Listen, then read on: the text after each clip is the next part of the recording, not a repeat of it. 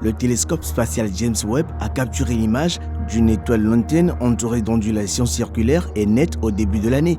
L'image a rapidement été qualifiée de folle par les scientifiques, qui ont émis l'hypothèse qu'elle pourrait représenter une structure créée par des extraterrestres et s'étendant sur plusieurs années-lumière.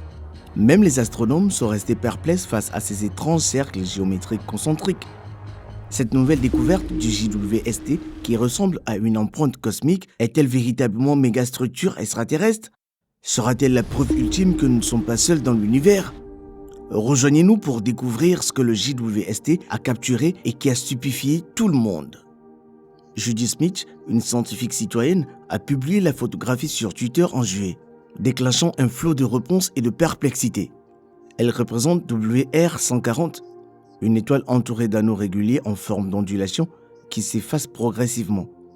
Les cercles, en revanche, ne sont pas exactement ronds, mais ont plutôt un aspect carré, suscitant des soupçons sur une possible origine extraterrestre.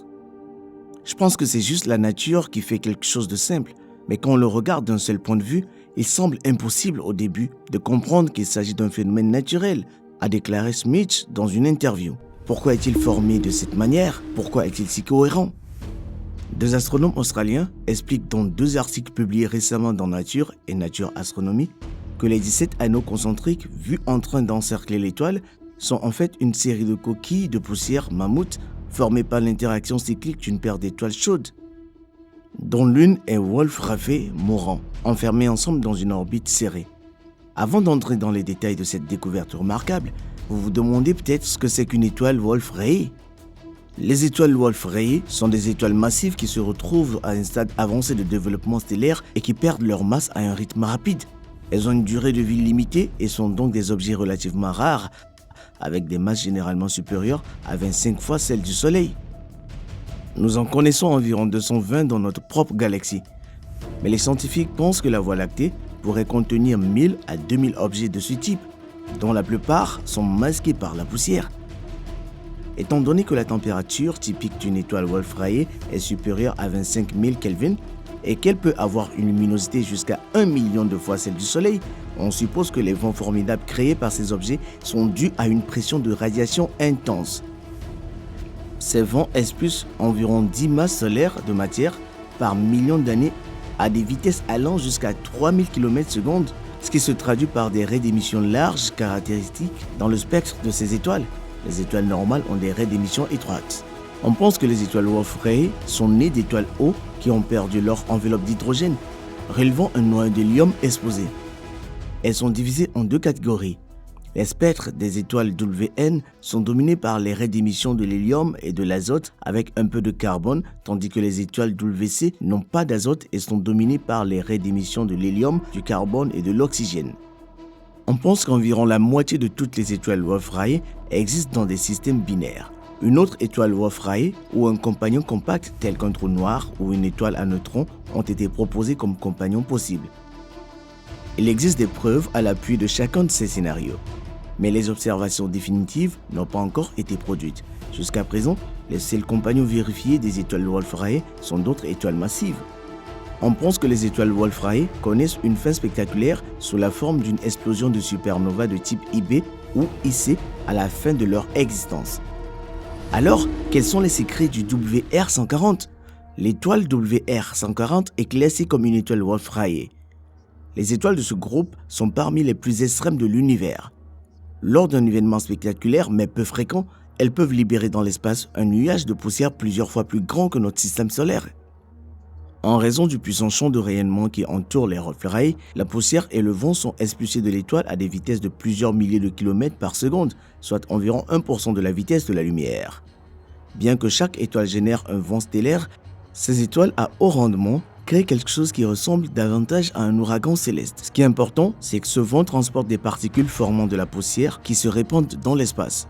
WR140 est un système binaire qui contient l'une des rares étoiles Wolf-Rayet poussiéreuses connues. Son étoile compagnon est une gigantesque supergéante bleue qui possède son propre vent féroce et qui en orbite l'une autour de l'autre. Même si les scientifiques n'ont découvert qu'un petit nombre de systèmes comme WR140 dans l'ensemble de la Voie lactée, ces quelques systèmes leur ont réservé les surprises les plus spectaculaires et les plus inattendues. Contrairement à ce que l'on pourrait croire, La poussière ne s'échappe pas simplement de l'étoile pour former une boucle brumeuse, mais plutôt dans une région en forme de cône où les vents des deux étoiles entrent en collision. Comme l'étoile binaire se déplace constamment sur son orbite, le front de choc doit faire de même. Le panache de suie s'enroule naturellement en spirale, comme le jet d'un arroseur rotatif. Le WR-140, en revanche, a quelques autres tours dans son sac pour ajouter une complexité plus riche à son affichage spectaculaire. Les orbites des deux étoiles ne sont pas circulaires, mais elliptiques. Et de plus, la production de poussière s'active et se désactive épisodiquement lorsque la binaire s'approche et s'éloigne du point d'approche le plus proche. Heureusement, l'équipe de l'Université de Sydney étudiait cette étoile depuis plus de 20 ans et était donc bien placée pour appliquer la physique afin de comprendre ce qu'elle voyait. Leur modèle publié dans Nature explique comment l'étoile forme le spectaculaire motif d'anneaux visible sur la photographie de Webb. En modélisant tous ces effets dans la géométrie tridimensionnelle du panache de poussière, l'équipe a suivi l'emplacement des caractéristiques de la poussière dans l'espace tridimensionnel.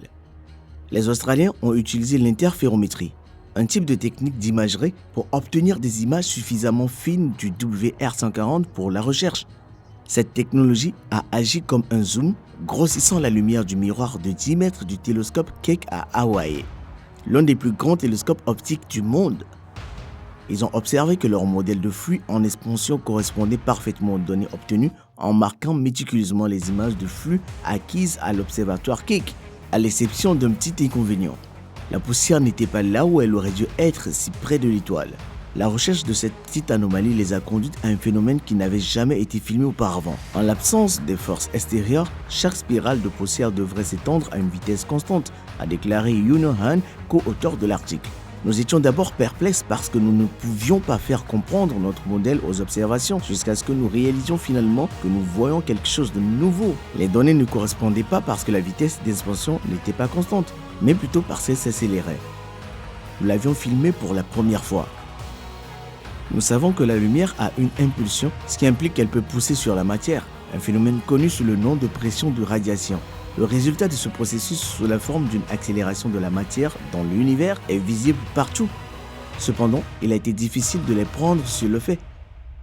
La force diminuant rapidement avec la distance, il est nécessaire d'observer le mouvement de la matière dans un fort champ de rayonnement avec une extrême précision pour détecter la matière en train d'être accélérée. Cette accélération s'est avérée être le seul élément manquant dans les modèles WR-140.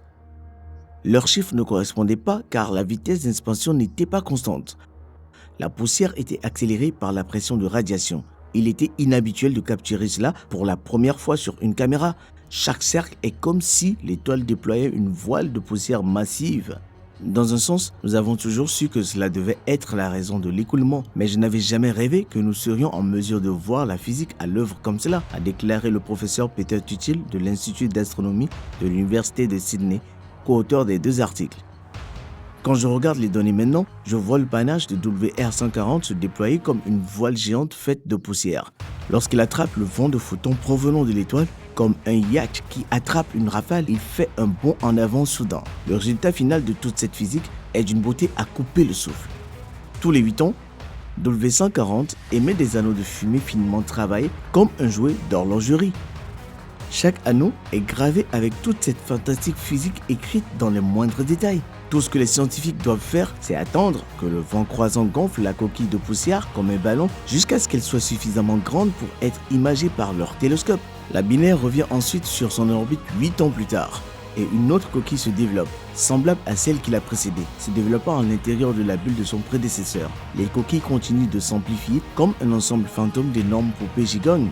8 ans plus tard, alors que le binaire revient sur son orbite, un autre anneau apparaît, identique à celui qui le précède, se développant à l'intérieur de la bulle du précédent, comme un ensemble de poupées russes gigantesques emboîtées, a déclaré le professeur Peter Tutil.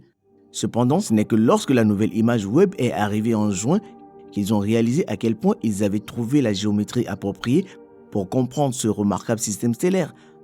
Avant cela, ils n'avaient aucune idée de la solidité de leur théorie. Il n'y avait pas une ou deux, mais plus de 17 coquilles finement ouvragées, chacune emboîtée dans la précédente.